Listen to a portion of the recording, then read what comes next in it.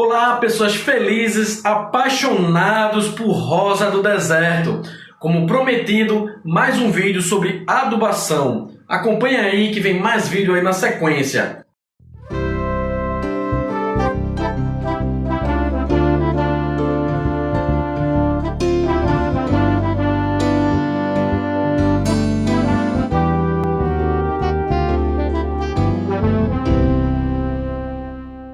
Como todos nós sabemos, o bom desenvolvimento de uma planta depende, além de muitos fatores, do equilíbrio entre macro e micronutrientes presentes no solo, os quais são absorvidos pelas raízes e metabolizados e transformados em tecidos, folhas, galhos, frutos, flores e etc. Dessa maneira, toda e qualquer alteração no balanceamento da concentração de nutrientes no solo reflete na arquitetura e no desenvolvimento da planta, sendo extremamente prejudicial ao crescimento e ao florescimento de sua rosa do deserto.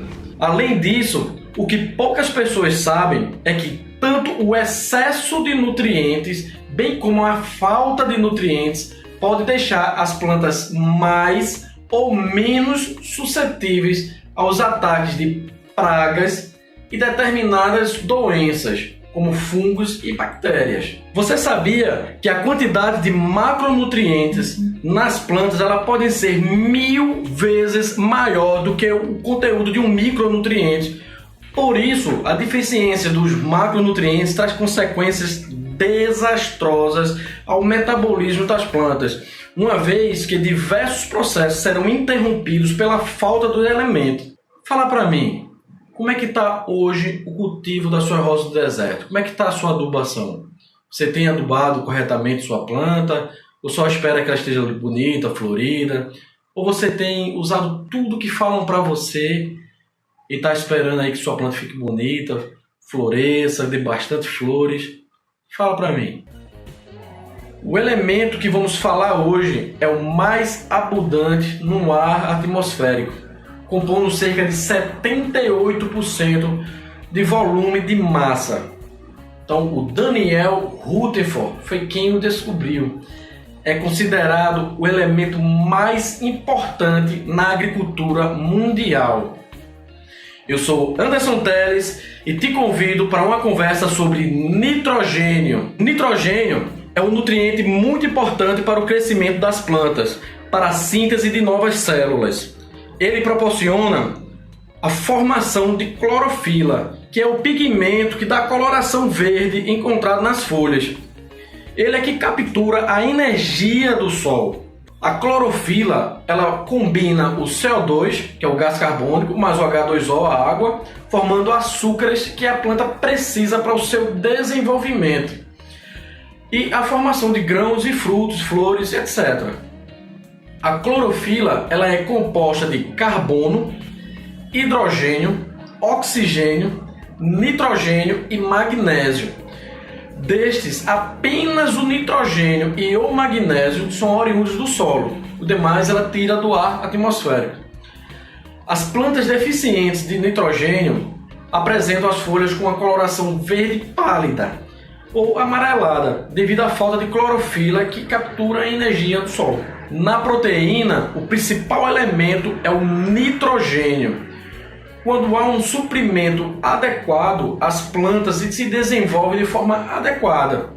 Ao contrário, quando há uma deficiência, o crescimento é lento. A planta vai crescer muito devagar. Então você deve estar pensando, vou tacar nitrogênio na minha planta para ela crescer bem rápido e tal. Não vai funcionar bem assim. Por quê? Por outro lado, o excesso de nitrogênio pode também prolongar o ciclo vegetativo da planta e a produção de flores ela fica bastante reduzida. Durante a produção de sementes, o nitrogênio é removido das folhas e carregado até os grãos. Se faltar proteína na planta, a produção de semente ela vai ser muito pequena. O nitrogênio é considerado por muitos pesquisadores e estudiosos como o nutriente mais importante para o desenvolvimento das plantas, pois ele faz a parte de diversos processos metabólicos e é um dos principais constituintes da estrutura de todos os organismos vegetais. Por isso, quando as rosas do deserto estão deficientes nutricionalmente neste elemento, o seu crescimento ele é prejudicado e as folhas exibem uma coloração de um tom amarelado e sua floração ela fica inibida. O nitrogênio é muito móvel na planta. O que isso quer dizer? Quando a planta precisa de nitrogênio nas folhas mais novas, por exemplo, ela vai retirar das folhas mais velhas e vai translocar ele até as folhas mais novas. Por isso que esse é um principal sinal, é um sinal clássico da falta de nitrogênio. É o amarelamento das folhas baixeiras, ou seja, das folhas que ficam um pouco mais embaixo. Dessa forma, as rosas do deserto ficam mais fracas e seu sistema imune fica debilitado, tal como acontece com nós humanos.